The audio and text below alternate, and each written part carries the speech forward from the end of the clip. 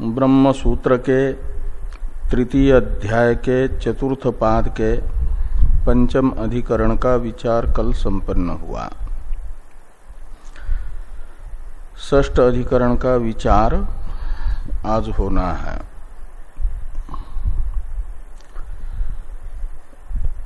प्रथम अधिकरण के द्वारा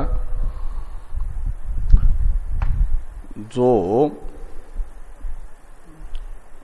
विद्या में स्वातंत्र्य बताया गया था उसको द्वितीय तृतीय चतुर्थ इन तीन अधिकरणों से सुदृढ़ कर दिया। पंचम अधिकरण से प्रथम अधिकरण का फल बताया गया। ब्रह्म विद्या स्वतंत्र फलवती होने से ही, अतएव का अर्थ है ब्रह्म विद्या में स्वतंत्र फल हेतुत्व सिद्ध होने से ही अपना फल अविद्या की निवृत्ति के प्रति अग्नि ईंधन शब्दित आश्रम कर्मों की अपेक्षा ब्रह्म विद्या नहीं करती है। यह अतएव अग्निंधनाद्यनपेक्षा इस सूत्र का तथा अधिकरण का अर्थ बताया गया था। और इस अधिकरण को अलग बनाने का व्यास जी का उद्देश्य है अधिक विवक्षा। वह अधिक विवक्षा है कि ब्रह्म विद्या आश्रम कर्मों की अपने फल प्रदान में अपेक्षा नहीं करती है, तो भी स्वयं की उत्पत्ति में प्रतिबंध निवृत्ति द्वारा ब्रह्म विद्या को आश्रम कर्मों की अपेक्षा है। ये अधिक कथन की विवक्षा से यहां पर उपसंहार कर दिया। अब जो अधिक कथन, जिस अधिक कथन की विवक्षा है उत्पत्ति के प्रति ब्रह्म विद्या को कर्मों की अपेक्षा रूप अधिक अर्थ है, इस अधिक अर्थ को बताया जा रहा है षष्ठ अधिकरण के द्वारा। षष्ठ अधिकरण के संक्षिप्त स्वरूप को बताने वाले जो वैयासिक न्यायमाला के दोनों श्लोक हैं, इनका प्रथम उच्चारण तथा अर्थानुसंधान हम लोग करें, फिर सूत्र एवं भाष्य से इस अधिकरण के विस्तृत स्वरूप को देखा जाएगा। उत्पत्तावनपेक्षेयम् उत कर्माण्यपेक्षते फले यथानपेक्षेवम् उत्पत्तावप्यनपेक्षता यज्ञ शान्त्यादि सापेक्षम् विद्या जन्म श्रुतिद्वयात् हले अनपेक्षितोप्यस्वो रथे यद्वद अपेक्षते।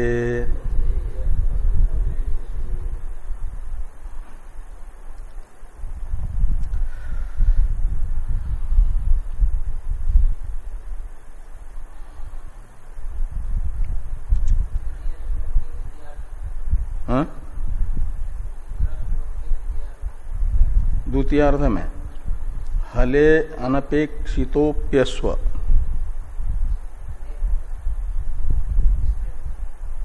हले नहीं है, हले हल कहते हैं किसान जो खेत में जोतता है ना, उसे हल कहते हैं।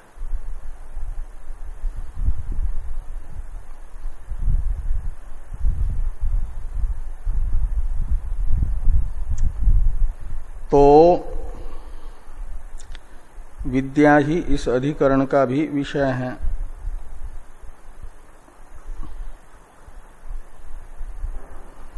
विद्योत्पत्ति ये है विषय। तो फल दान में विद्या कर्म की अपेक्षा नहीं करती है, इसे पूर्व अधिकरण से बता दिया गया। अब ये बताया जा रहा है, संशय किया जा रहा है कि विद्या को अपनी उत्पत्ति में अपेक्षा कर्मों की नहीं है अथवा है, ये संशय है। प्रथम श्लोक के पूर्वार्ध में बताया गया। उत्पत्तो यानी विद्या उत्पत्तो, अनपेक्षा यानी कर्मणाम अनपेक्षा, कर्मों की अपेक्षा नहीं है, 1 कोटि। उत यानी अथवा, इयम यानी विद्या, उत्पत्तो कर्माणि अपेक्षते, ये द्वितीय कोटि। अपनी उत्पत्ति में विद्या कर्मों की अपेक्षा करती है। तो इस प्रकार ये द्विकोटिक संशय है।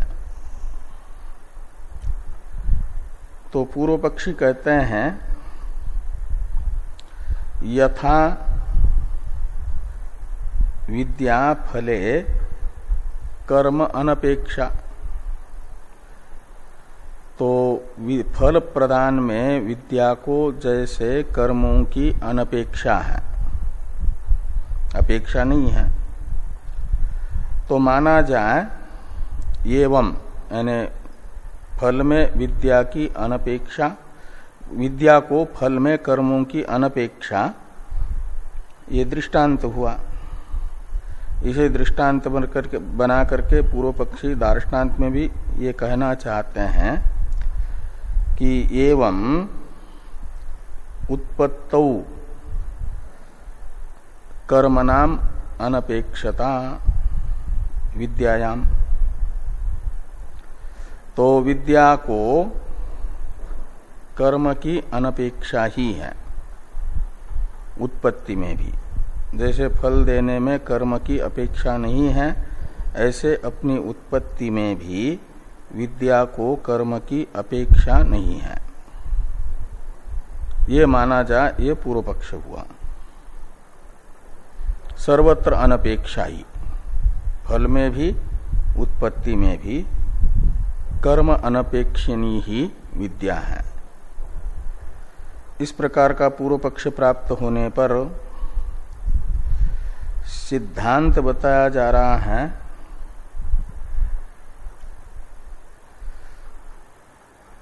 कि विद्या जन्म यज्ञ शांत्यादि सापेक्षम, ये पूर्व पक्ष सिद्धांत की प्रतिज्ञा है। विद्या जन्म यज्ञ शांत्यादि सापेक्षम, यज्ञ और शांति शब्द में द्वंद्व समास करना। यज्ञश्च शांतिश्च यज्ञ शांति, और यज्ञ शांति आदि ये साम तानि यज्ञ शांत्यादीनी, और यज्ञ शांत्यादि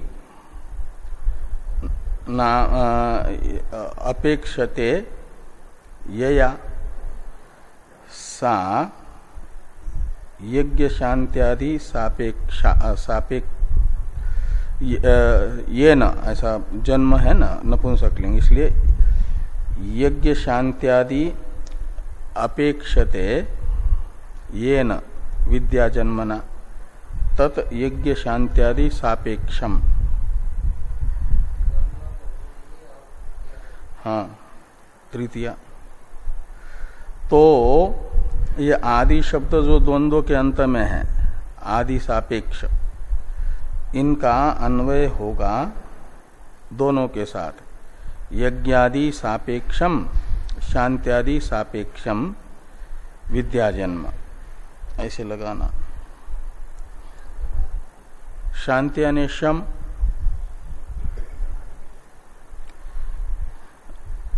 और यज्ञादि में जो आदि शब्द है उससे दान और तप को लेना, वेदानुवचन को लेना। एक बृहदारण्यक, दोनों बृहदारण्यक श्रुति हैं, श्रुति द्वयात लिखा है ना। तो यज्ञादि सापेक्ष विद्या का जन्म है, यानी विद्या को अपनी उत्पत्ति में यज्ञादि की अपेक्षा है, यज्ञादि सापेक्ष जन्म है का अर्थ। और शांत्यादि सापेक्ष विद्या जन्म है का अर्थ है विद्या को समाधि की भी अपनी उत्पत्ति में अपेक्षा है, यज्ञादि की भी अपेक्षा है और समाधि की भी अपेक्षा है। यज्ञादि की और समाधि की विद्या जन्म में अपेक्षा है का अर्थ निकला विद्या के प्रति यज्ञादि भी साधन है, समाधि भी साधन है। विद्या जन्म यज्ञ शांत्यादि सापेक्ष का अर्थ निकलेगा यज्ञादि तथा समाधि दोनों भी विद्या के साधन है। यज्ञादि बहिरंग साधन है चित्त शुद्धि द्वारा, और शांत्यादि भी विद्या उत्पत्ति तक जरूरत होती है उनकी, इसलिए अंतरंग साधन माना जाएगा। इन दोनों की भी बहिरंग साधनत्वेन अंतरंग साधनत्वेन आवश्यकता है विद्या के प्रति। इन दोनों के बिना भी विद्या उत्पन्न नहीं होगी। कर्म से चित्त शुद्ध हुए बिना अहम ब्रह्मास्मि ये साक्षात्कार नहीं होता, और शम दम उपरति तितिक्षादि के बिना भी अहम ब्रह्मास्मि बोध नहीं होता। इसलिए माना जाएगा अहम ब्रह्मास्मि इत्याकारक ज्ञान के प्रति यज्ञादि कर्मों को भी और समाधि को भी साधन।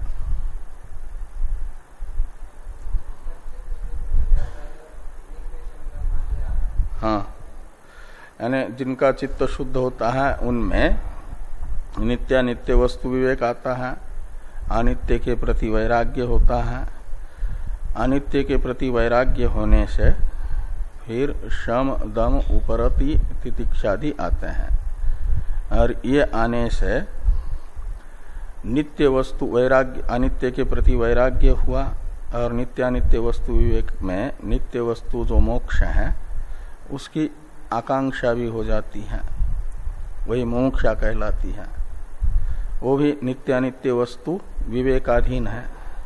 नित्यानित्य वस्तु विवेक चित्त शुद्धि अधीन है। तो इस प्रकार इसलिए यज्ञादि को चित्त शुद्धि द्वारा परंपरा कारण माना जा रहा है, बहिरंग कारण। और बहिरंग साधन कर्मों का फल प्राप्त होने के बाद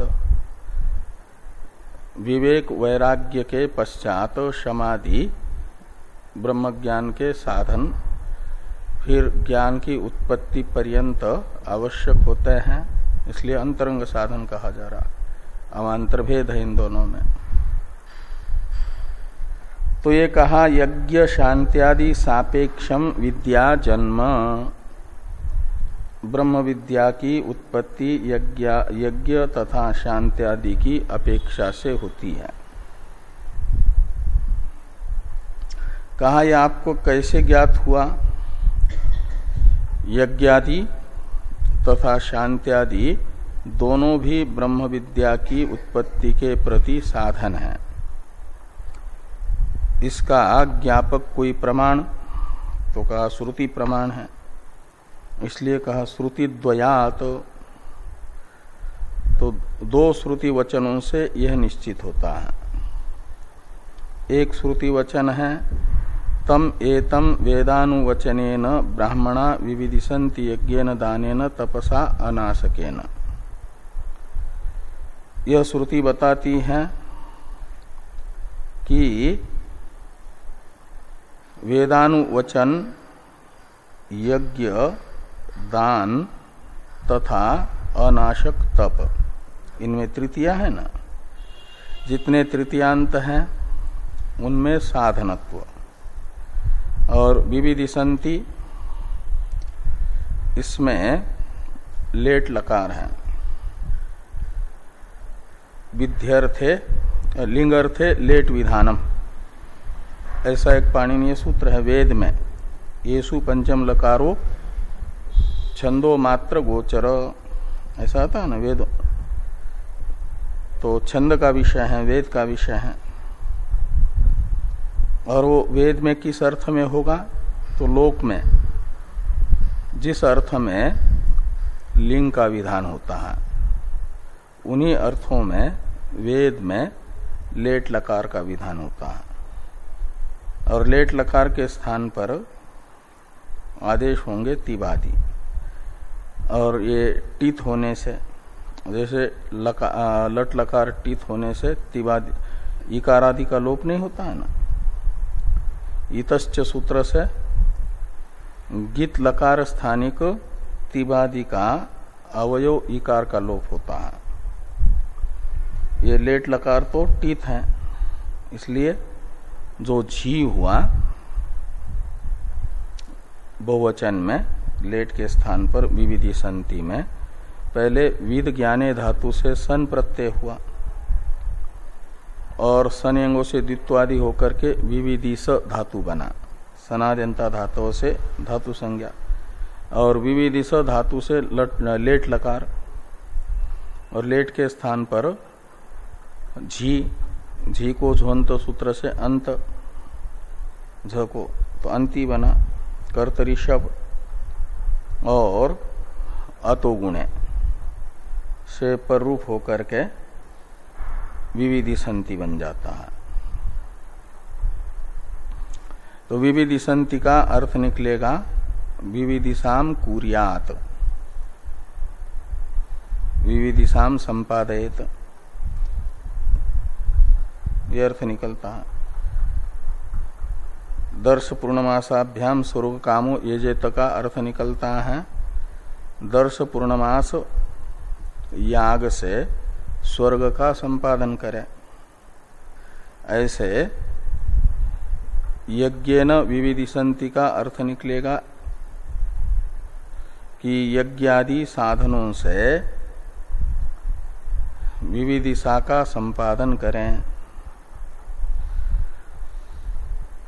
विविदिशा कहते हैं जानने की इच्छा को। तो जानने की इच्छा तो हो जाती है जो सुंदर विषय होता है शोभन बुद्धि विषय में, इच्छा की उत्पादक बन जाती है। तो ब्रह्म विद्या का जो प्राशस्त्य है वही ब्रह्म विद्या विषय ने इच्छा उत्पन्न करेगा। इसलिए इच्छा को कोई विषय नहीं मानते हैं, क्या नाम साध्य न मान करके इच्छा का विषय जो वेदन है, सन प्रत्यय का अर्थ है इच्छा और उसका प्रकृति अर्थ है वेदन, वो है इच्छा का विषय, वो है फल। इच्छा के विषय को कहा जाता है फल। और उस ज्ञान को संपन्न कर ले, प्राप्त कर ले, संपादित कर ले, किससे? वेदानुवचन आदि से। तम एतम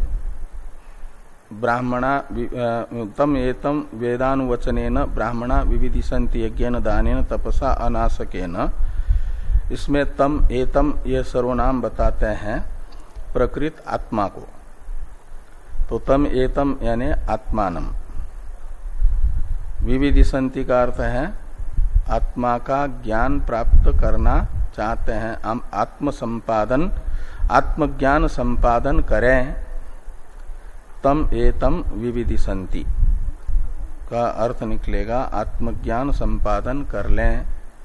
किससे? तो वेदानुवचनेन। वेदानुवचन कहते हैं स्वाध्याय को। वेदों का जो गुरुकुल में रह करके अध्ययन कर लिया तो समावर्तन संस्कार के पश्चात उसे भूलना नहीं है। गृहस्थ आश्रम में रहते हुए भी समय समय पर प्रतिदिन जो वेद सीख करके आए हैं उनका स्वयं पाठ, उसे स्वाध्याय कहा जाता है। स्वाध्याय और यज्ञ, दान, तपस्या, इनसे आत्म विषयक ज्ञान संपादित करें। ये तम एतम वेदानुवचनेन ब्राह्मणा विविदिशन्ति यज्ञेन दानेन तपसा नाशकेन का अर्थ निकलता है। ये बृहदारण्यक श्रुति है। यह बृहदारण्यक श्रुति बता रही है कि परमात्मा को, प्रत्येक अभिन्न परमात्मा को वेदानुवचनादि साधनों से जान लें, परमात्मा का ज्ञान प्राप्त करें। तो परमात्मा ज्ञान के प्रति साधनत्व बताया जा रहा है इन वाक्यों के द्वारा। साधनत्व बताया जा रहा है। अब एक श्रुति द्वयात में एक वाक्य हुआ जो लिखा है ना, श्रुति द्वयात, इसमें एक श्रुति हो गई तम एतम वेदानुवचनेन इत्यादि। दूसरी श्रुति है शांतो दांत उपरत स्थितिक्षु समाहितो भूत्वा आत्मनेव आत्मानं पश्येत। कहीं आता है पश्यति, तो यहां पश्यति यदि है पाठ तो लेट लकार समझना विविदिशन्ति के तरह। पश्यत है तो लिंग लकार, लेट होने पर भी लिंग अर्थ में ही होता है, विधि है। तो शांतो दांत यह पश्येत क्रियापद के कर्ता का विशेषण है। आत्मानं पश्येत, लेकिन कौन? तो शांत आत्मानं पश्येत। तो शांत का अर्थ है शमेन युक्त शांत, दमेन युक्त दांत, और उपरतिना युक्त उपरत, तितिक्षया युक्त तितिक्षु, और समाधानेन युक्त समाहित भूत्वा का अर्थ निकलेगा समाधि साधनों से युक्त होकर के। अर्थात समाधि साधनों से युक्त जो होता है वह आत्मनि आत्मानं पश्येत का अर्थ है अपनी बुद्धि में अहम ब्रह्मास्मि ऐसा बोध प्राप्त करें। आत्मनि आत्मानं पश्येत। तो यहां पर समाधि साधनों को आत्मज्ञान के साधन के रूप में श्रुति बता रही है। समाधि साधनों से संपन्न ही आत्मज्ञान को प्राप्त कर सकता है। अशांतादि रूप जो करता है वो नहीं प्राप्त करता। इसका अर्थ है कि समाधि साधन है।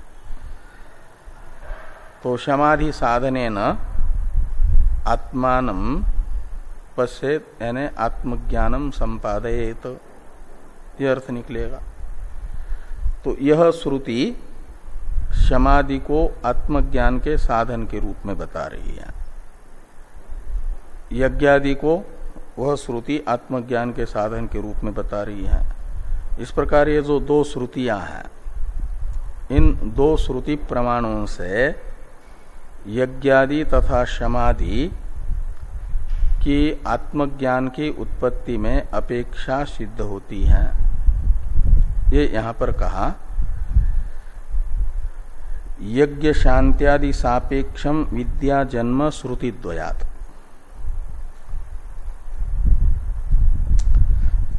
ये जो सिद्धांत है इसे दृढ़ किया जा रहा। क्या दो अधिकरणों के द्वारा सुनिश्चित सिद्धांत हुआ कि कर्म विद्या के फल के प्रति अनपेक्षित है और विद्या के उत्पत्ति के प्रति अपेक्षित है। ये सिद्धांत दो अधिकरणों से सुनिश्चित हुआ ना। इस सिद्धांत को दृढ़ करने के लिए दृष्टांत बताया जा रहा है कि जैसे एक व्यक्ति के प्रति पास हल भी है और रथ भी है, उसे हल को खींचने के लिए जरूरत होती है बैलों की। घोड़ा हल नहीं खींचता है, उसका स्वभाव ही नहीं है, इसलिए हल में घोड़े की हल खींचने में घोड़े की अपेक्षा नहीं है। लेकिन उसको कहीं अपने घर से किसी ग्रामांतर जाना हो तो रथ पर बैठ करके जाएगा, तो उस समय घोड़े की जरूरत होती है। तो हल खींचने में अनपेक्षित अश्व होने पर भी रथ वहन में जैसे अपेक्षित है, इसलिए एक कार्य में अनपेक्षित होने से सर्वत्र अनपेक्षित ही रहेगा, ये नहीं कहा जा सकता। पूर्व पक्षी कह रहे थे कि फल में अनपेक्षित है कर्म, तो विद्या के उत्पत्ति में भी अनपेक्षित ही माना जाए। ये था पूर्व पक्षी का कथन। पूर्व पक्ष की इस बात का खंडन करने के लिए सिद्धांती कहते हैं कि फल में अनपेक्षित कर्म होने पर भी विद्या की उत्पत्ति में कर्म अपेक्षित ही है। ये जो सिद्धांत है, यह सिद्धांत पुष्ट होता है अश्व दृष्टांत से। अश्व हल वहन में अनपेक्षित होने पर भी रथ वहन में जैसे अपेक्षित होता है।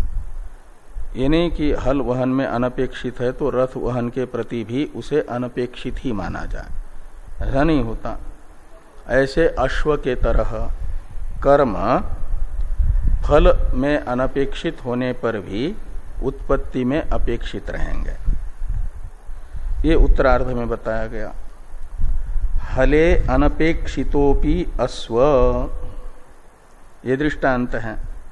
तो अश्व की हल चलाने में अपेक्षा न होने पर भी रथे यानी रथ को खींचने के लिए, रथ चलाने के लिए तो अपेक्षा होती है। तो रथे अपेक्षते अश्व यद्वत यानी यथा तद्वत। ऐसे ही आश्रम कर्म फल में अनपेक्षित होने पर भी विद्या की उत्पत्ति में अपेक्षित होंगे।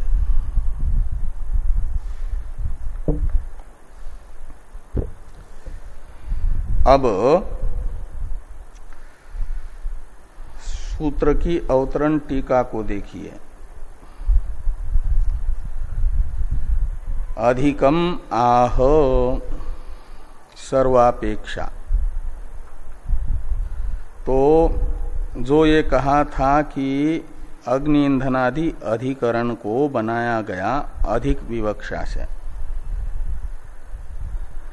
यानी फल में अनपेक्षित कर्म होने पर भी विद्या उत्पत्ति में अपेक्षित हैं, ये अधिक अर्थ हैं। इस अधिक अर्थ को वेद व्यास जी बता रहे हैं सर्वापेक्षा इत्यादि से।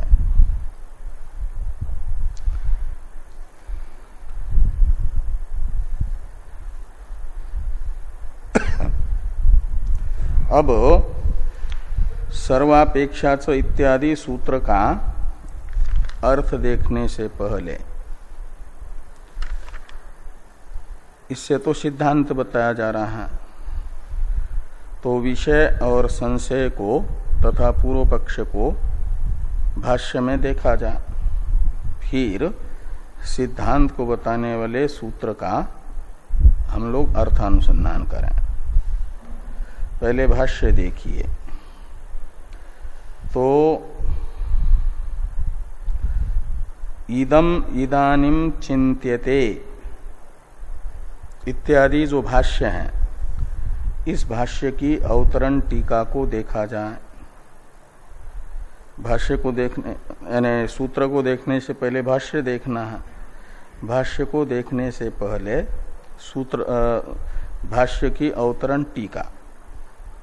तो भाष्य की अवतरण टीका को देखिए। यथा प्रमाफलत्वात् अविद्या निवृत्तौ कर्म अनपेक्षा तथा प्रमात्वात् विद्यायाम अपि प्रमाकरण मात्र साध्यायाम नास्ति कर्मापेक्षा इति पूर्वपक्षः। तो इस अधिकरण का यह पूर्व पक्ष है कि जैसे अविद्या निवृत्ति रूप जो फल है वह अहम ब्रह्मास्मि इत्याकारक प्रमा का फल है। अविद्या निवृत्ति यानी आवरण निवृत्ति, ये फल माना जाता है प्रमा का फल, अध्यास का समूल बाध, ये यथार्थ ज्ञान से होगा। रज्जु में सर्प की भ्रांति की निवृत्ति रज्जु इयम इत्याकारक प्रमा से भ्रांति निवृत्त होगी सर्प की। इस प्रमा को छोड़ करके और कोई साधन सर्प भ्रांति की निवृत्ति का नहीं है। और रज्जुरियम, यह प्रमा होते ही सर्प भ्रांति नहीं रहती है। इसलिए रज्जुरियम इस प्रमा का फल रूप ये सर्प भ्रांति की निवृत्ति होने से उसे माना जाता है प्रमा फल। वह कर्म का फल नहीं है, उसके प्रति कर्म अपेक्षित नहीं है। ऐसे ही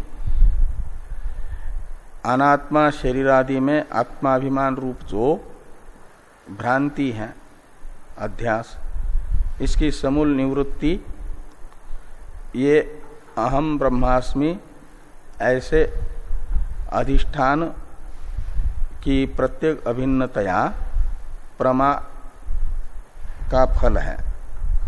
प्रत्येक अभिन्नतया ब्रह्म की जो अनुभूति, उस अनुभूति का फल है समूल अध्यास की निवृत्ति।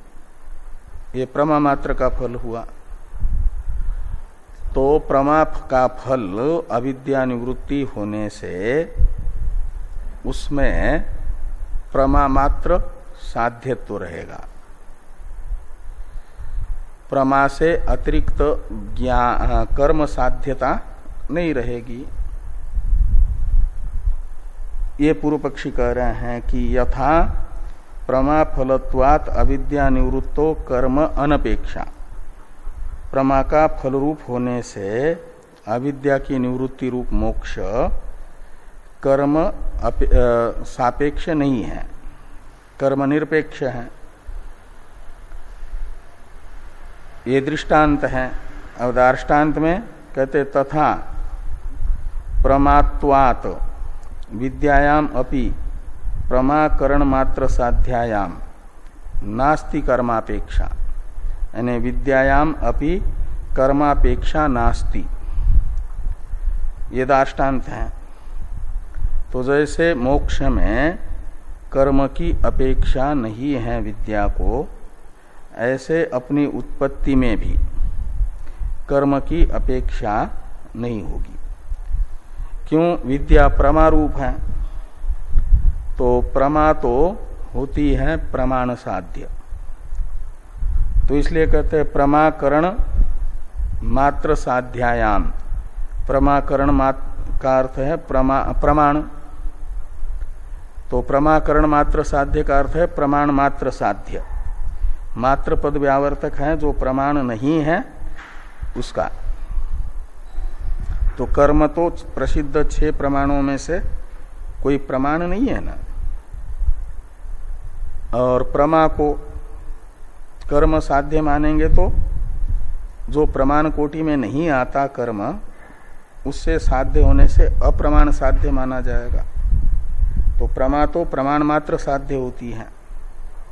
इस अभिप्राय से विशेषण दिया कि प्रमाकरण मात्र साध्यायाम विद्यायाम। प्रमाकरण मात्र साध्य जो विद्या, वो अविद्या की निवर्तक विद्या तो प्रमारूपा है ना। वो प्रमारूप होने से वो प्रमाण मात्र साध्या होगी। तो प्रमाण मात्र साध्या ब्रह्म विद्या में कर्म की अपेक्षा नहीं होगी, क्योंकि प्रमाण कोटि में नहीं आता कर्म। 6 ही प्रमाण हैं: प्रत्यक्ष, अनुमान, उपमान, शब्द, अनुपलब्धि, अर्थापत्ति। इन 6 प्रमाणों में से किसी भी प्रमाण कोटि में नहीं आता है कर्म। और विद्या रूपी प्रमा को कर्म सापेक्ष मानेंगे यदि, विद्या रूपी प्रमा का उत्पादक कर्म को मानेंगे तो प्रमाण कोटि में आना चाहिए। और है वो अप्रमाण, यानी प्रमाण भिन्न। तो प्रमाण भिन्नता उसमें होने से इसको प्रमा के प्रति साधन न माना जा। ये पूर्व पक्षी का कथन है। इसलिए कहा प्रमात्वात्, विद्या प्रमारूप होने से वह प्रमाण मात्र साध्या होगी। तो प्रमाण मात्र साध्या प्रमारूपा विद्या का साधन कर्म नहीं होगा। अर्थात विद्या रूपी प्रमा का जन्म कर्म सापेक्ष नहीं होगा। इति पूर्व पक्ष, ये पूर्व पक्ष है। तत्र अब पूर्व पक्ष के मत में क्या फल होगा, सिद्धांत मत में क्या फल होगा, इस अधिकरण के फल भेद को बताया जा रहा है कि तत्र विद्यार्थम कर्म अनुष्ठाना सिद्धि, ये फल होगा। अनुष्ठाना सिद्धि फलम, अनुष्ठानस्य असिद्धि अनुष्ठाना सिद्धि, ये षष्ठी तत्पुरुष समास है। तो तत्र यानी पूर्व पक्ष, पूर्व पक्ष के मत में विद्यार्थम कर्म कर्म अनुष्ठाना सिद्धि फलम, विद्या की उत्पत्ति के लिए कर्म का अनुष्ठान की असिद्धि, ये फल हो जाएगा पूर्व पक्ष के मत में। जब कर्म सापेक्ष विद्या जन्म नहीं मानेंगे, कर्म निरपेक्ष ही विद्या का जन्म मानेंगे प्रमाण मात्र से, तो पूर्व पक्ष के अनुसार अहम ब्रह्मास्मित्याकारक विद्या के लिए विद्या के साधन के रूप में कर्म की आवश्यकता नहीं है। अर्थात कर्म में ज्ञान हेतुत्व नहीं है। ज्ञान निष्ठा की हेतुभूत कर्मनिष्ठा नहीं होगी। और सिद्धांत मत में क्या फल होगा? तो कहते हैं सिद्धांते तत्सिद्धि। तत्सिद्धि में तत्शब्द से लेना विद्यार्थ कर्मानुष्ठान और उसकी सिद्धि, ये सिद्धांत मत में फल होगा। क्योंकि सिद्धांत में विद्या को अपने उत्पत्ति में कर्म की अपेक्षा है। विद्या का जन्म कर्म सापेक्ष है, ये सिद्धांत है। तो विद्यार्थ कर्म अनुष्ठान की सिद्धि, ये सिद्धांत मत में फल भेद हो। इस प्रकार ये पूर्व पक्ष के मत में और सिद्धांत मत में अलग अलग फल हैं। अब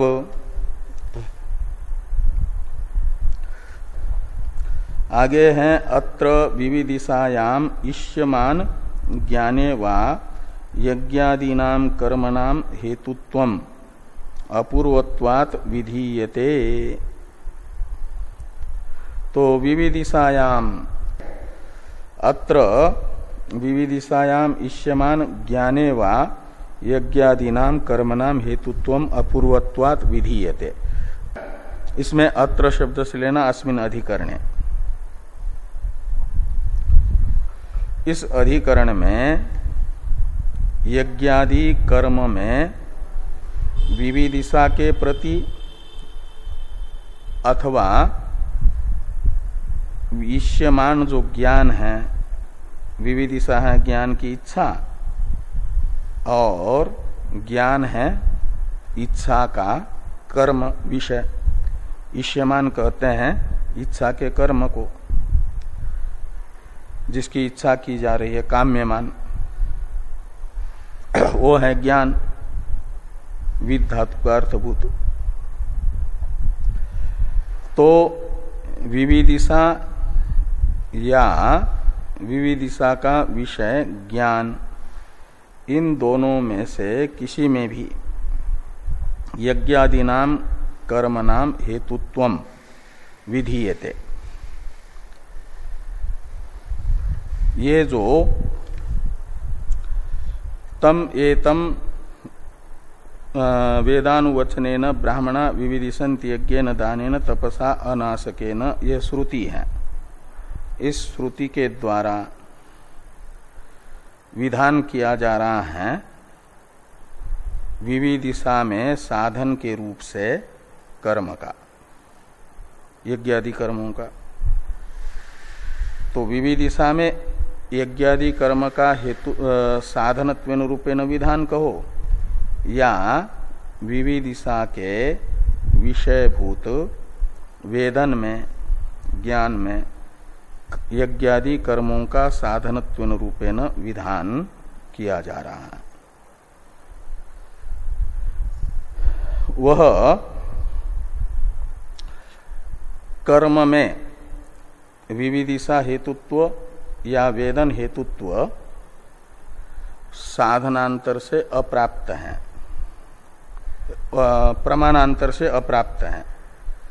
तो प्रमाणांतर से अप्राप्त जो अर्थ है उसे अपूर्व अर्थ कहा जाता है। तो विविदिशा या इष्यमान ज्ञान के प्रति यज्ञादि कर्मों में हेतुत्व, साधनत्व, यह प्रत्यक्षादि लौकिक प्रमाणांतर से अप्राप्त है, प्राप्त नहीं है, इसलिए माना जाएगा अपूर्व। किसको?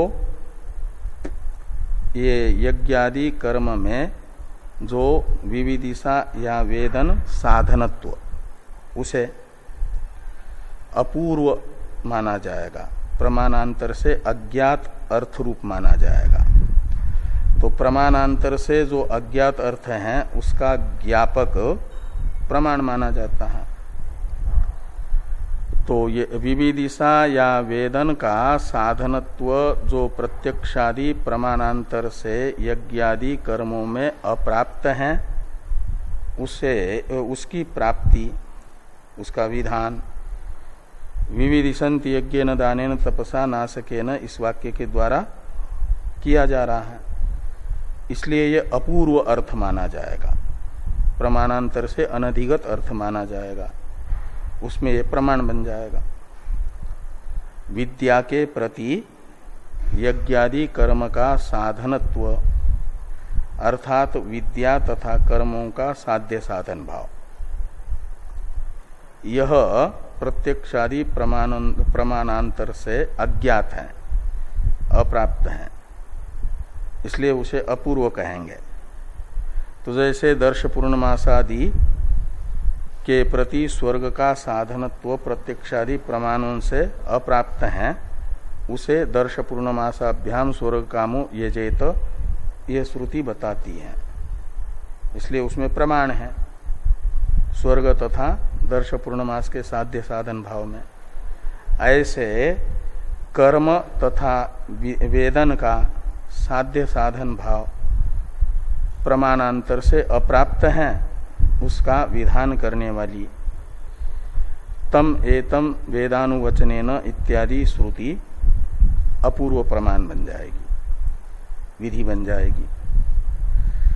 इस अभिप्राय से ये लिखा कि अत्र विविदिशायाम इष्यमान ज्ञाने वा यज्ञादीनाम कर्मणाम हेतुत्वम विधीयते अपूर्वत्वात्। ये ध्यान में है ना। आगे हैं ज्वाला द्वारा पारंपर्येपि काष्ठैहि पचति इति प्रयोगात् द्वारस्य अव्यवधायकत्वात्। अच्छा, एक बीच में छूट गई पंक्ति। पूर्व में एक पंक्ति है कि प्रमाया अपि उत्पत्ति प्रतिबंधक दुरित क्षयाख्य शुद्धि द्वारा कर्म साध्यत्व संभवात न च पारंपर्ये तृतीया श्रुति विरोध। तो ये कहते हैं कि प्रमाया अपि उत्पत्ति प्रतिबंधक दुरित क्षयाख्य शुद्धि द्वारा कर्म साध्यत्व संभवात। तो कहते हैं प्रमा में भी कर्म साध्यत्व संभव है, ऐसा अन्वय करिए इसमें। प्रमाया अपि कर्म साध्यत्व संभवात, उसके साथ अन्वय करिए कि प्रमा में भी कर्म साध्यत्व संभव है। पूर्व पक्षी ने कहा था ना कि प्रमाकरण मात्र साध्य है और वह प्रमात्व ब्रह्म विद्या में होने से कर्म सापेक्ष ब्रह्म विद्या को न माना जा, ये पूर्व पक्षी ने कहा था। सिद्धांती ये बता रहे हैं कि वह प्रमारूप होने पर भी ब्रह्म विद्या, उसमें कर्म साध्यत्व संभव है, वो कर्म का भी फल बन जाएगी, उसके प्रति कर्म में हेतुत्व सिद्ध होगा।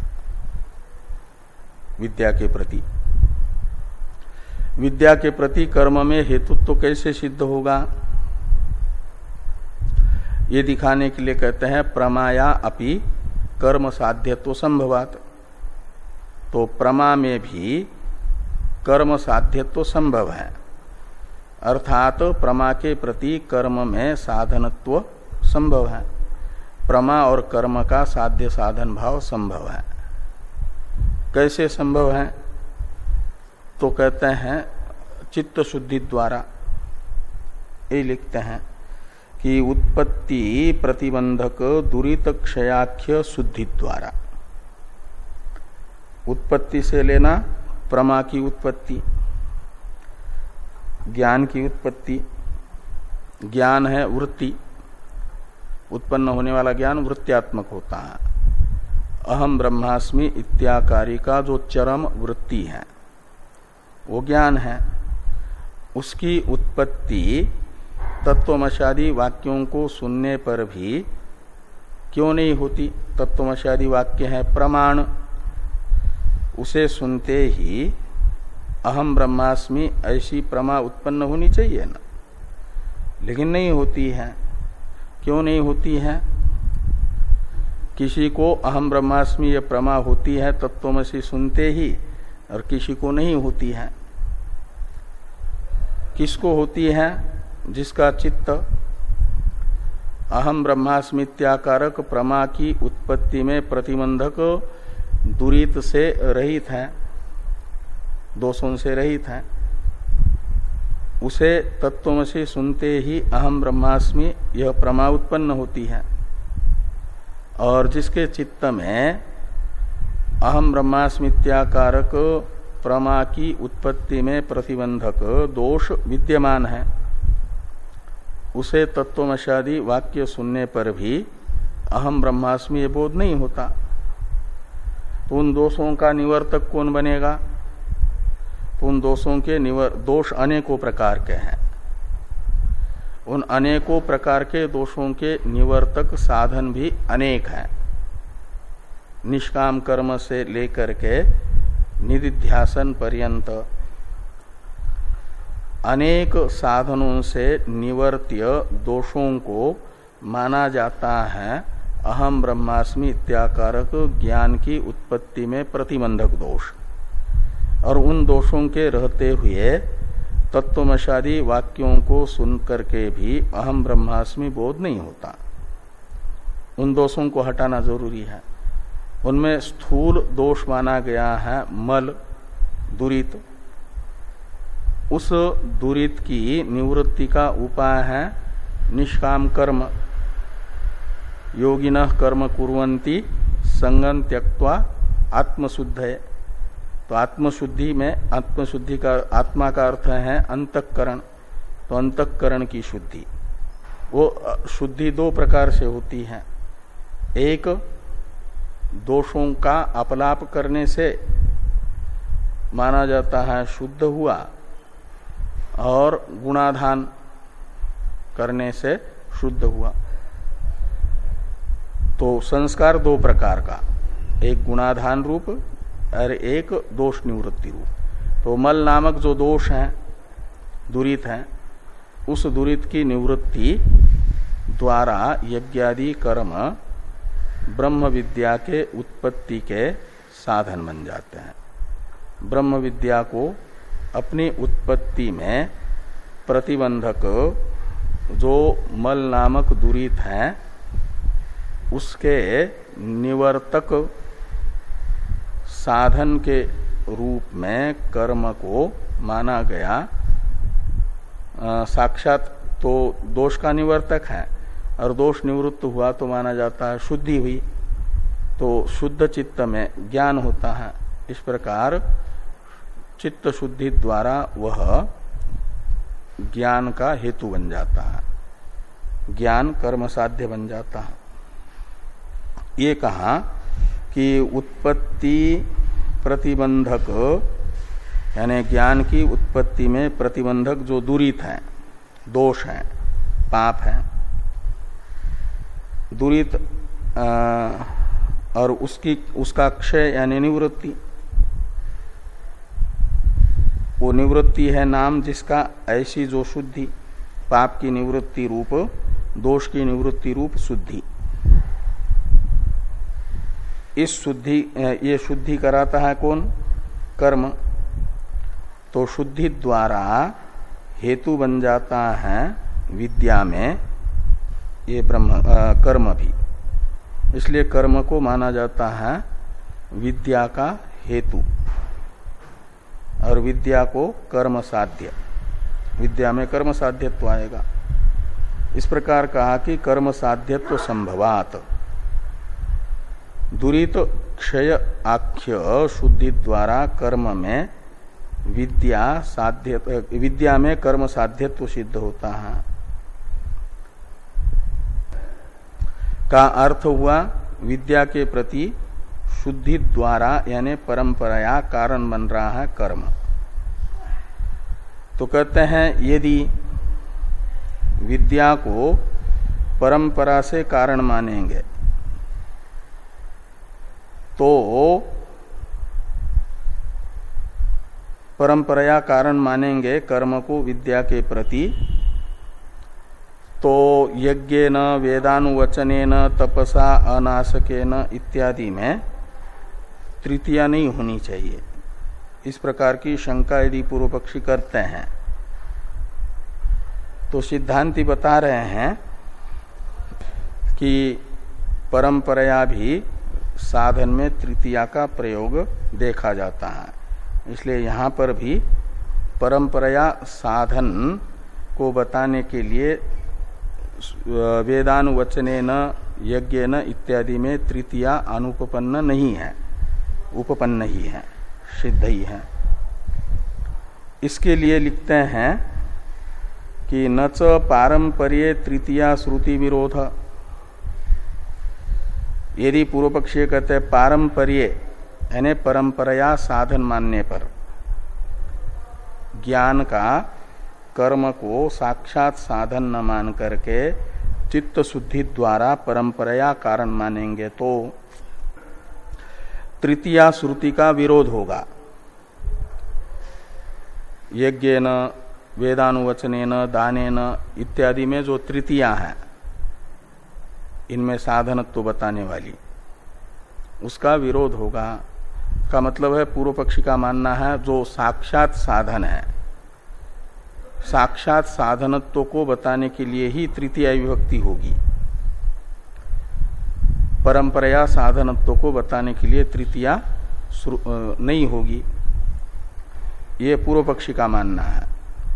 ऐसा मान करके पूर्व पक्षी यदि ये शंका करें कि पारंपर्ये तृतीया श्रुति विरोध, परंपराया कारण मानने पर तृतीया श्रुति का विरोध होगा, ऐसा यदि पूर्व पक्षी कहते हैं तो सिद्धांती कहते हैं न च विरोध, परंपराया साधन को बताने के लिए भी तृतीया का प्रयोग शिष्ट लोगों ने किया है, ऐसा उदाहरण बता रहे हैं। इसलिए तृतीया का कोई विरोध नहीं होगा यदि शिष्ट लोग परंपराया साधन को बताने के लिए करेंगे प्रयोग आपके तृतीया विभक्ति का, तो यहाँ पर भी तृतीया विभक्ति का प्रयोग अविरुद्ध ही माना जाएगा फिर। तो ऐसा उदाहरण बताया जा रहा है। हाँ हाँ हाँ, उसके अनुसार प्रश्न है। अरे ये कहा जा रहा है कि चित्त शुद्धि के बिना संभव नहीं है, ज्ञान भी तो साधक तमता ही है। तो ज्वाला द्वारा पारंपर्येपि काष्ठैहि पचति इति प्रयोगात्, तो सीधे काष्ठ से लकड़ी से भोजन नहीं बनता है, बिना जलाए लकड़ी पर भगोने में चावल डाल करके रख लेंगे पानी में तो सालों तक भी रहेगा, तब भी चावल पकने वाला नहीं होता। इसके लिए लकड़ी के बिना चावल पकता नहीं है, लेकिन सीधे लकड़ी से भी नहीं पचता है। ज्वाला द्वारा लकड़ी भोजन पकाने का साधन है, पाक का साधन है, तो भी लकड़ी में सीधा तृतीया विभक्ति का प्रयोग होता है, काष्ठैः पचति। तो ये कह रहे हैं कि ज्वाला द्वारा पारंपर्येपि यानी काष्ठ में पाक के प्रति ज्वाला द्वारा परंपराया साधनत्व होने पर भी परंपराया साधन भूत लकड़ी के वाचक काष्ठ शब्द से तृतीया विभक्ति हुई कि नहीं, काष्ठैः पचति। तो ये प्रयोग देखा जा रहा है लोक में भी। प्रयोगात, प्रयोग होने से ये चित्त शुद्धि द्वारा परंपराया ब्रह्म विद्या का साधन यज्ञादि कर्म होने पर भी उनमें तृतीया विभक्ति का प्रयोग का कोई विरोध नहीं है। द्वारस्य अव्यवधायकत्वात्, क्योंकि द्वार का व्यवधान नहीं माना जाता, द्वार को यानी माध्यम को व्यवधायक नहीं माना जाता, व्यवधान उपस्थित करने वाला नहीं माना जाता। इसलिए चित्त शुद्धि जो है ये ज्ञान और कर्म में व्यवधान उपस्थित करने वाला नहीं माना जाएगा। जैसे ज्वाला को काष्ठ और पाक में व्यवधायक यानी व्यवधान उपस्थित करने वाला नहीं मानते, उल्टा अनुकूल मानते हैं, द्वार तो अनुकूल होता है। ऐसे चित्त शुद्धि भी जो द्वार है ज्ञान तथा कर्म के बीच में, उसका व्यवधान नहीं माना जाएगा। तो द्वारस्य अव्यवधायकत्वात्, इसलिए तृतीया का भी कोई विरोध नहीं है।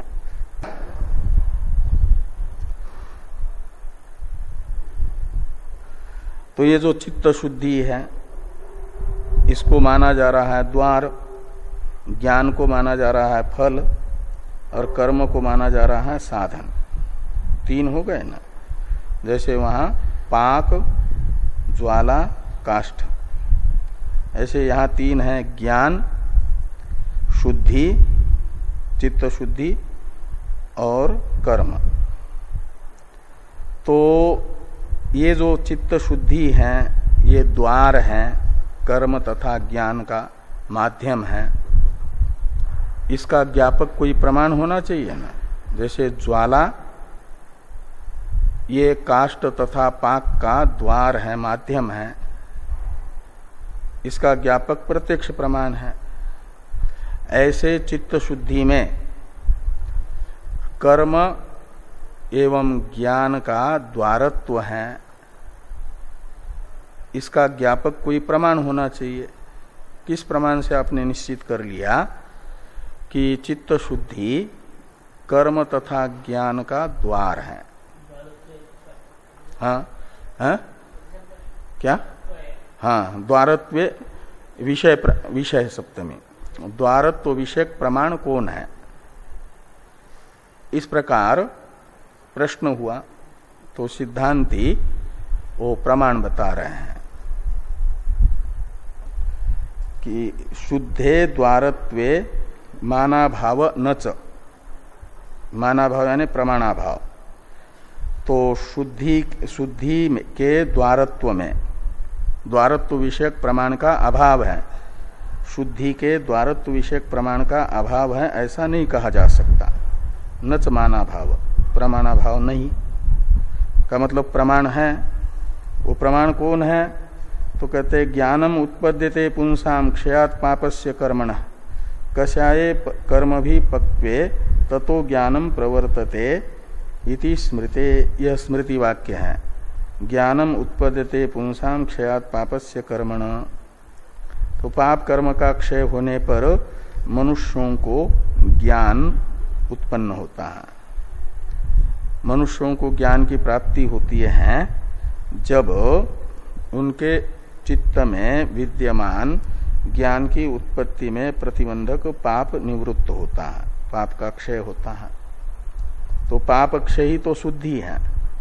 इस प्रकार पाप क्षय रूपी शुद्धि को ज्ञान के प्रति द्वार बताया जा रहा है इस स्मृति प्रमाण से। और पाप की निवृत्ति किससे हो रही है? तो कहा पाप की निवृत्ति धर्मे न पापम अपनुदति के अनुसार निष्काम कर्म रूपी धर्म से। इसलिए कर्म तथा ज्ञान इनके बीच में पाप का क्षय रूपी शुद्धि द्वार है, इसका ज्ञापक प्रमाण ये वाक्य हुआ, स्मृति वाक्य। ऐसे कसाये कर्म, ये उत्तरार्ध में बताया जा रहा है, कसाये कर्म भी पक्वे। तो कषाय का अर्थ है वही पाप, किल्बिष, अशुद्धि।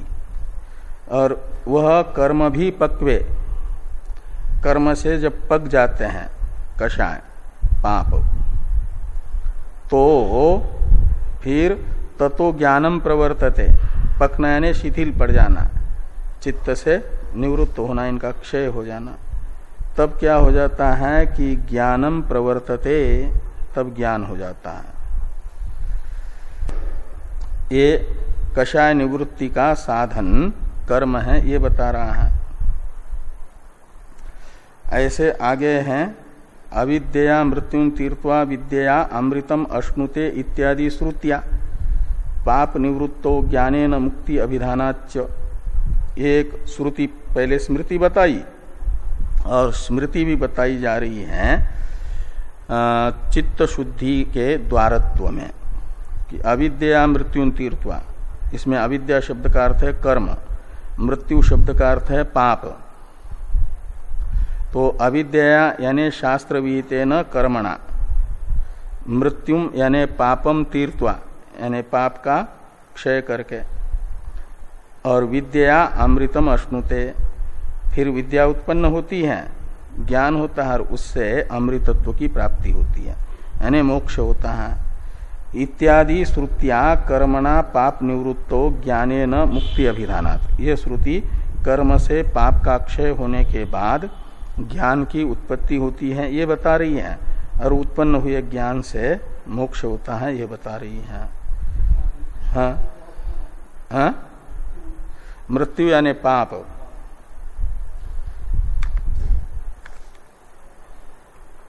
तो इसलिए ये नहीं कहा जा सकता कि शुद्धि के द्वारत्व में कोई प्रमाण नहीं है, ये नहीं कह सकते, ये कहा गया। उसमें दो प्रमाण बताए, श्रुति और स्मृति। इति सिद्धांतेति, इस प्रकार ये पूर्व पक्ष होने पर यहाँ पर अब सिद्धांत बताया जा रहा है। इसकी चर्चा हम लोग कल करेंगे।